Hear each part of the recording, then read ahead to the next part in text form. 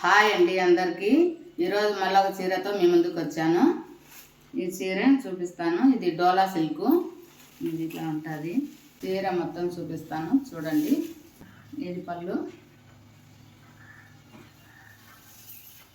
చీర అంతా ఇట్లా ఉంటుంది.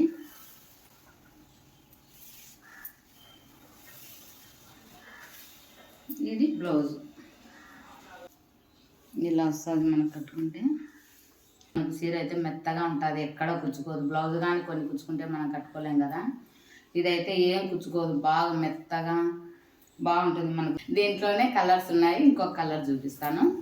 దీంట్లో ఇంకొక కలర్ ఇది ఇలా ఉంటుంది.